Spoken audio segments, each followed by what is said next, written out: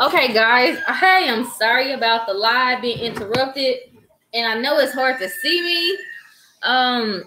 For some reason, my lighting stuff not working that good, so bear with me. I'm gonna let people let it build up a little bit, but I am here. Now I need my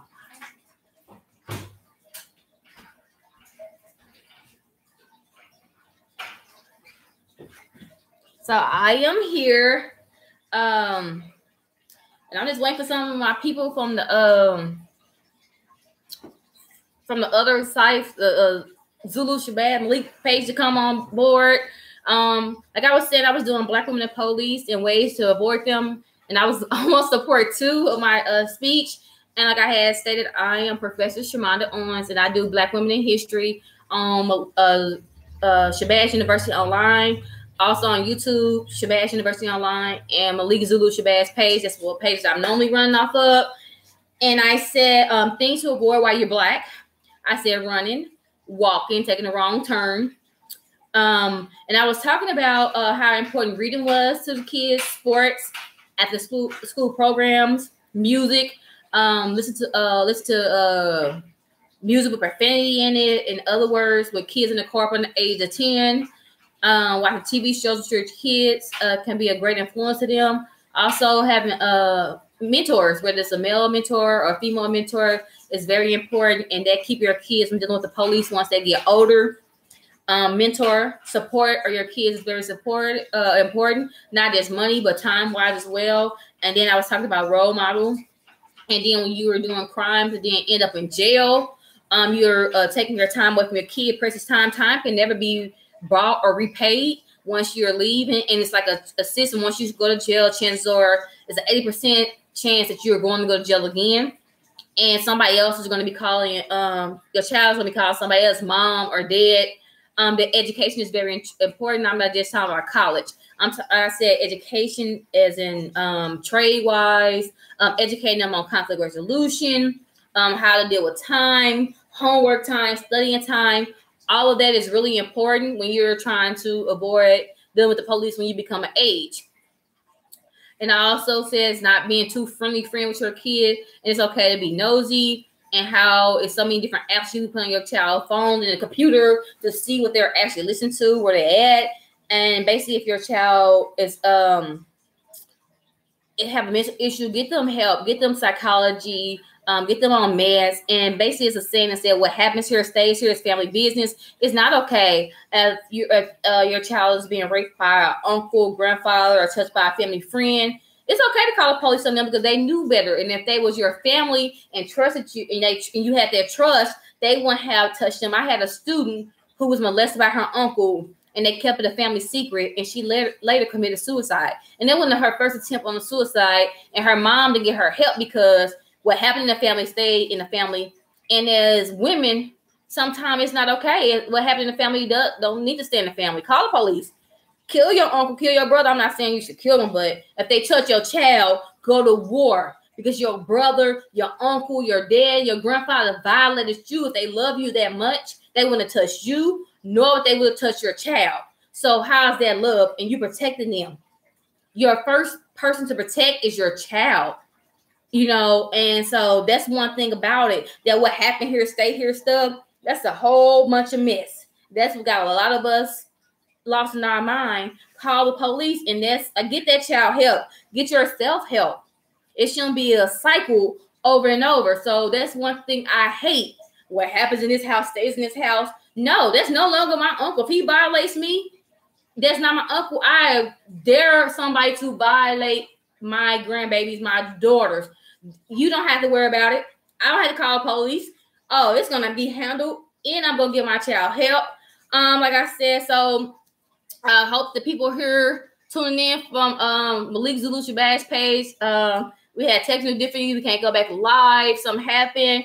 Facebook is being a little hater. Like I said, that was different ways. Like I said, reading will help you avoid the police. Sports, music. Don't listen to that trash while your kids in the car. They're hearing that cussing. They're hearing those vocative lyrics. Mentors, support, role model, jail time. Stop that. What happens in the house stays here. Get that child help. So I'm talking about mainly the Black and brown women, how to avoid the police and how to raise your kids to avoid the police when they become an age. Ask for help, get help. You're your child's biggest advocate. Whether it's education-wise, if they need help, if they need an IEP, speak up for your child. Talk to their teacher. Don't wait till it's too late. And like I said, dress. Women, the way you dress, your child is going to dress. The men you date, that's how your child's going to grow up to be. The father you are to your child, that's the kind of image that your child is seeing. Invest in your child. If you know they're good at volleyball, send them to a volleyball camp. If they're good in baseball, send them to a baseball camp. You know, it's not too much money. We buy them Jordans, we get their hair done, their nail done. So invest in your child, invest in their future, and that's going to help the long way. So I said to say these lady names, and I said Black women in the police. So, and to avoid this, we get to watch Dr. Malik Zulu Shabazz go live. Put a copy of your driving license, your registration, and an insurance copy in your windshield. The police do happen to stop you on your dashboard. Black Lives Matters was started by 3 Black women, hence my shirt. And let's say Black Greeks for Black Lives. And so become active in your community. And those who never see me go live on my channel, every Saturday at 4 p.m. Central Time, I teach on Shabazz University Online on YouTube and as Facebook on Dr. Malik Zulu Shabazz page. But like I said, we have technical difficulties, and nothing was going to stop me from saying, you know, what was on my mind today, because I have a lot to say, and I had a lot going on today. You know, the devil was really busy, so I'm not going to let that happen. So we need to focus on how Black women are harmed by the police. Black males, protect your Black woman, your queen. Males, protect the woman, their queens. So we're going to say Charlene Laus. She was 30 years old. She called 911. She was pregnant to report a burglary. The police got there and killed her. Because she was Black, they automatically assumed that she was a suspect. Sandra Bland just moved to Texas for a job, just tried to mind her own business. She died in police custody after she was brutally arrested. And the video first came out when we first speculated, like, oh, she's dead, when she did her picture. So one thing we don't do is get all our facts straight. We automatically assume. So then we are wrong. Or we like charge them with murder 1. We charge up, and that's how the police always get off. Sometimes all it takes is murder 2 or manslaughter for them to get convicted in due time. We are so hung up on murder 1. Sometimes it can't be murder 1 because of the facts. So, and then we have Andrea J. Ritchie. She is a woman who spent over 20-some years organized movements to stop police brutality. And her book is called, and I feel like every woman should read this book, especially if you're Black or brown. It's Invisible No More. Invisible No More. Police Violence Against Black Women and Women of Color. The book is only $21, and I feel like you should get that book. Shakur Ali is from Georgia. She was killed over mental health issues, and I feel like police should be more informed on how to deal with people with mental health issues. You know, sometimes as an educator, we're not properly trained how to deal with mental issues either, or you don't know they had because we are so secretive in the Black and brown community. We don't want anybody to know we have been molested, we've been raped, or you've been homeless, or you have bipolar, you have schizophrenic, or everyone in your family. You're so embarrassed. Like, why? But you can watch some on TV where somebody, you know, murder somebody, kill somebody, or like really sexually active. You rather them to know that than that you have an issue and you taking medicine. So we are so against knowing, letting people know that we have a problem. And like I said, Shakur Ali, she was from Georgia. And then you have Rakia Bowden from Chicago, who was killed due to medical issues. So we have a lot of people don't focus on Black women being killed by the police. A lot of men, we know a lot of African American men and Black men are killed by the police like that. We have Maya Hall, she's from Maryland, and Mariah Carey in DC. They took the wrong turn and was killed. These are women, your queens. Like if we cease to exist and our population decline, that means it's going to be genocide. Our population is going to decline and cease to exist. Arian Stanley Jones, she was from Detroit. She was shot while sleeping. And so, like I said, it's a lot of things that we need to start saying some of these women names, and meaning when we say these women names that we can be next. It might not be somebody in your family today, but it could be them tomorrow. And so that's what some of the things I want to finish going live and going over what I was saying on the web page, and get it out and finish. So I'll be going back more in depth about this. And when I opened up on the last time, I said things you shouldn't do while you were black. And I said running. Stephen Clark, he was unarmed, but he ran. We learned from the death, and even Walter Scott and Freddie Gray, that running away from police is both a criminal offense and an act of aggression. They were killed because they ran. And how about we say if you don't run, you can walk? Armando Delio was simply walking to his apartment when Chicago police officers they shot it was a detective, Dante Sturgeon, shot and killed. And then Rika Board, she was not involved in any crime or altercation. She just happened to be walking by. Terrence Crutcher was shot in the back when he was walking and killed by Tulsa police officer by Betty Shelby. So you can be killed running, you can be killed walking, and all three of these victims that I just mentioned were unarmed. You can be killed while black and driving. Officer Ray Tinsley was recently awarded nearly $3,050, and the aftermath of his fatal shooting of Sam DuBose is doing a traffic stop in 2015. You had Sandra Bland, who was stopped for changing lanes without a signal, and she was killed. We don't know how she was killed. We know they said she hung herself, but this is the same people who family didn't even burn her out, but they want money, and stuff like that kills me. In the black family, sometimes we always fight over money when somebody died. We fight over material things, we fight over money, but what do we do for these people when they're actually here?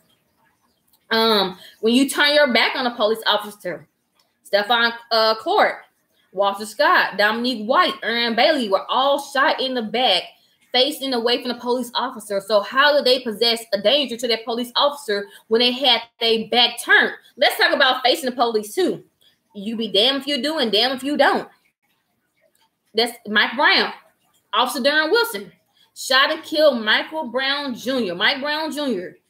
He turned toward him, and he feared for his life because he turned. You always say, don't turn your back towards me. Don't like you flee. And Brown already had been shot once. When he turned back around, he shot and killed him, and they let him in that street. They let him lay there for a long, long time. Also, Philando Castile was facing the officer when he shot him. Supposedly these officers feared for their life. No matter which direction you turn in, whether you face away, you facing toward them, they gonna fear for their life. How about not complying with police orders? So they always say you resisting arrest. Sometimes you don't know what you're being arrested for. It's a thing called Miranda rights. Miranda versus Arizona. Eric Gardner, do not smoke a cigarette. Like Sandra Bland, when she smoked a cigarette, they said she was resisting arrest. Open the door when cops had all their guns out. So, and then you had Corinne Gaines, because she didn't open her door. She was on live, and we seen this lady get killed in front of her child. You had Oscar Grant laying on the ground, handcuffed. They said he wouldn't comply with orders. Oh, I thought it was a taser. Your taser do not feel like a gun. How about when you do comply with orders, you still gonna be killed? You had Christopher, that's his name, the Placey Hill and Kirk Dodd. They was pulled over and they was 17. You had Dante Washington. They told him to put his hands up. When he did, they shot him for sudden movements. So they said, put your hands up. He put his hands up. They're like, oh, I fear for my life. Pow, pow, pow. So he complied with orders and he was still shot and killed. And this happened in South Carolina. You had a state trooper ask LeBoy Jones for his driver's license. And when he went to get his driver's license, he was shot and killed. That's what I'm saying. It's something simple. Even when you carry a legal firearm or illegal firearm, you're still shot and killed. In St. Louis, Missouri, you had Alton Sterling. He shouldn't have had a gun. Even though it was tucked in his waistband, no witness ever saw Anthony Lamar Smith's weapon. Scientists only found the DNA of St. Louis police officer Jason Stockley on it, but they say he had an illegal firearm. It was a .38 caliber, and they said it belonged to Smith. And so even before he shot Smith, Stockley even was recorded saying, "I'm going to kill this mother effer. Don't you know it?" And so the gun didn't even come back with his DNA on it. So his parents are reopening it. And I hope they do. So Stockley was found not guilty in Smith's death. I was out there. I was on ground zero. And a lot of people I know work with and stuff like that was out there. Even if you carry a legal firearm, Fidel Castro was carrying a legally registered firearm when Geronimo Yanez shot him. He never even pointed the gun. He basically said, I have a gun, but it's legal. And the police used that to shoot him. So, like I said, you be dang if you do and dang if you don't. Even if it's legal, illegal. Even if you carry a fake gun, you're a little innocent kid. Carrying a fake gun that can get you killed. Tamir Rice, John Crawford, they were carrying BB guns. And they were shot and killed. And this had, Tamir Rice was in the park with a BB gun. Then you had Crawford in the Walmart. They felt like their life was in immediate danger. And that was Officer Timothy who shot and killed Tamir Rice. And he said it was a threat to him and his partner, a little child. And these are some of the things, we just had to keep in mind. Like we're shot and killed for the smallest things. Standing up. How about when we stand up? You have Brendan Glennon. He was on the ground trying to stand up when he was shot in the back by a Los Angeles police officer, Clifford Prodigal. Even the police chief said it was unwanted because he was trying to stand up. How about when you don't stand up and you just lay down? Natasha McKenna was handcuffed and she couldn't move and she was still tased to death. Even when we were sleeping, like 7 years old Ayana Jones, when Officer Joseph Weekly shot her dead, you were still a threat, even when you sleeping, when you laying down. When you being too big. Here again, being too big. Mike Brown. He was described as a hawk. He was just so big, the officer was so afraid that he had a gun. The Darren Wilson, he was the same height as Darren Wilson, but they don't tell you that. They just tell you how big that he thought he was, but they was the same exact height. Eric Gordon was so big that Officer Daniel Patenlio, whatever his name, he had to use an outlaw chokehold on him because he was so big. They were so scared. Even when you're too small, like Charlena Laus, she was barely 100 pounds. That's why she couldn't ward off the bullets that the Seattle cops, when they killed her in her own apartment, because she called and said somebody was breaking into her house. You would get killed for looking, breathing, being black, or all the reasons why people get killed. Tommy Sanders, a Baltimore police officer, he approached Lamont Hunt because Hunt was staring at him. I can't look at you. Sanders said that Hunt attacked him, but every witness at their trial said that Hunt did not assault him. Only thing he did was look at him and walk away, and Hunt shot him in the back of the head because he felt like he was staring at him too long. He was not found guilty. Breathing. Eric Gordon, he said, I cannot breathe, but Daniel P., I'm just going to say him, basically saying that he was resisting arrest when he said he couldn't breathe. Tashia Brown was already on the ground after Los Angeles cop Kenneth LaPero. He used a taser, and he tasered her to death. Why do we do that? It's a woman. She was barely 130 pounds. But he wasn't even satisfied once he tasered her to death. He still put her in a chokehold until she couldn't breathe. So being black, if all else fails, simply stop being black. Do it, Michael Jackson. Do it, Sammy Sosa. We know we can't do that. We know this that'll never happen. We gonna always be black. Like I said, you get killed for everything. You get killed from taking a wrong turn, running, walking, driving, turning your back to police, facing the police, not complying with police order, complying with police order, having illegal firearm, having it registered, carrying a fake gun, being in Walmart. You know what I'm saying? Like I said, laying down, stand up, breathing, being too big, being too small, looking, being black will get you killed for anything. Like I said, they're like, oh, we think it's not our family. We think it's not us. But damn well, it might very well be you tomorrow. And if you're not black, if you white and you're silenced, you still are the problem. It's a thing called white privilege. And a lot of people just don't get that. It's not about being black. It's not about being Democratic. It's about seeing stuff that's wrong and standing up for it. It's about raising your kids the right way and you being that example, you being that role model. You being that first teacher to your kid, you reading to that kid. If you're working, put that kid in the after school program, put that kid in the sports. Watching your kids listen to that music that you listen to while you riding in the car with that. You think that's you got your kid out here twerking. That's not cute, because it's not gonna be cute when she grow up and she start twerking, or when you cussing and your kid they cussing. It's not cute when your kid go to school cussing and you get called for your job because your kid's cussing. Raise these kids right so they can avoid or try to avoid the best way they can. At least they have a 40% chance of living or avoiding the police and try to live. Look for mentors in the community. Look for mentors in the school. Coaches are some good mentors. Look for support. Stop going to jail. Stop going to jail. If you do the crime, you're going to do the time. You're taking valuable time away from your kids that you can't get back.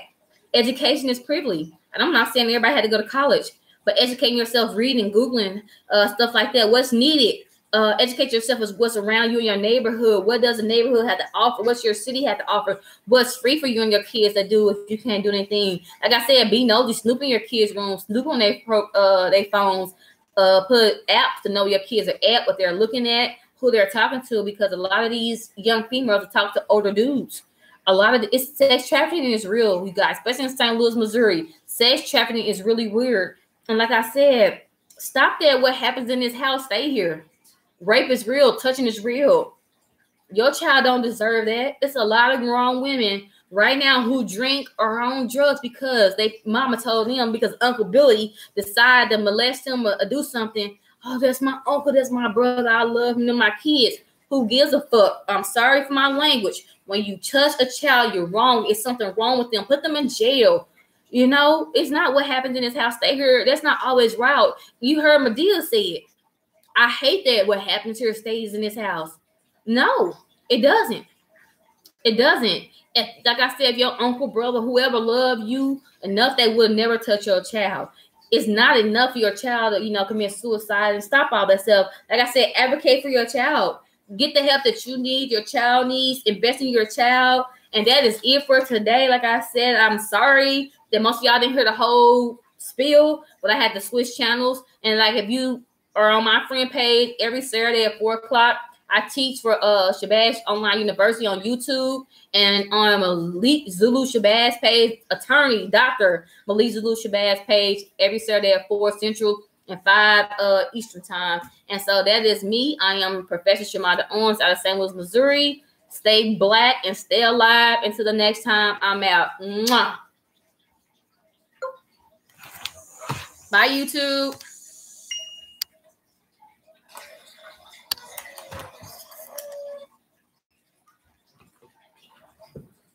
Done.